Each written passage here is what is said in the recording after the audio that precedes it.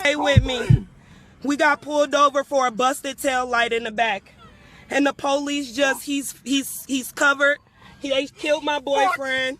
He's licensed, he's licensed to carry. He was trying to get out his ID and his wallet out his pocket, and he let the officer know that he had a firearm and he was reaching for his wallet.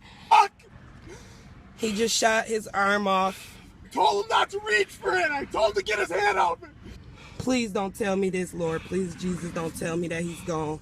Please don't tell me that he's gone. Please, officer, don't tell me that you just did this to him. You shot 4 bullets into him, sir. He was just getting his license and registration, sir.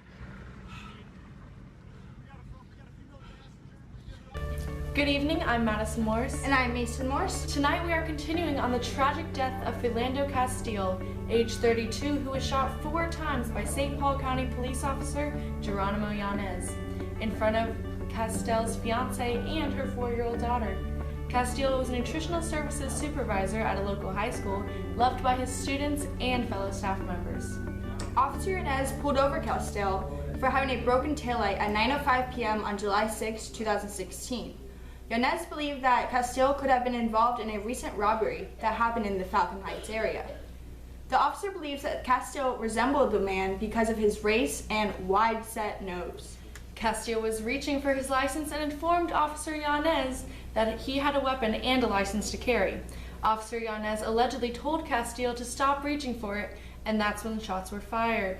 In a news conference just days after the shooting, Minnesota Governor Mark Dayton proposes this question: would this have happened if those passengers and the driver were white?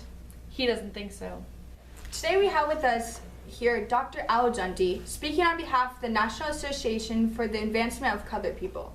What do you think about Governor Dayton's question? Do you think this would have happened if the passengers were white? Thank you, Ms. Morse. In regards to the governor's statement, I would like to quote the Washington Post. The number of black people who were shot dead last year is a total of 258. With the case of our dear departed fellow citizen, Philando Castile, he was already labeled as a criminal before he was even questioned by Officer Yanez. This shows us that even in the American judicial system, that before black people are even questioned, they're already labeled as threats to society, and which is what happened in the case of Philando Castile.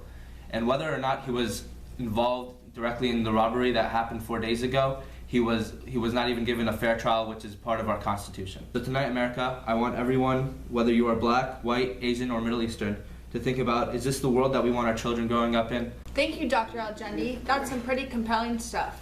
Our next guest is Professor of African Studies, Taz Johnson, from the University of Cambridge.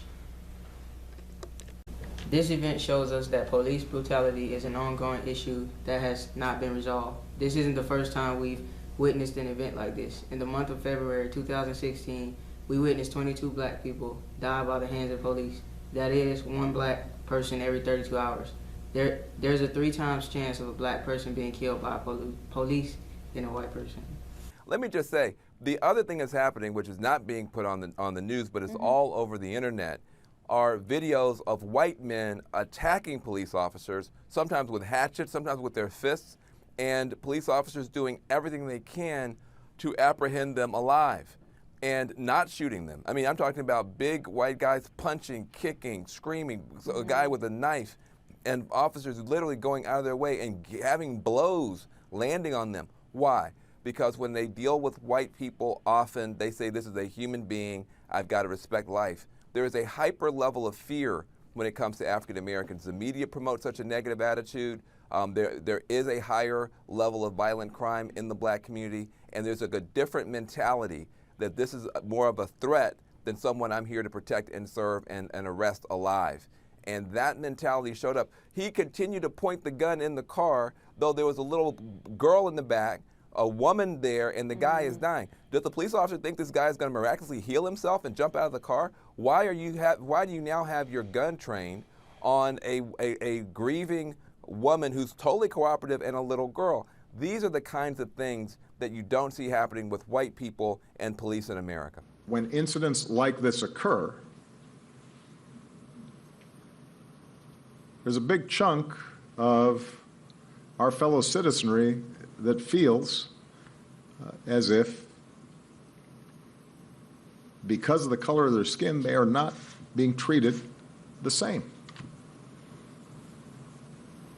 And that hurts. And that should trouble all of us. This is not just a black issue. It's not just a Hispanic issue. This is an American issue. We're just devastated. You know, this was a person who was our friend, our colleague, just the opposite of anyone you'd feel you need to defend yourself from. Mr. Phil, miss you so much, and I weep for the opportunities these children would have had because of you in the future that are now lost.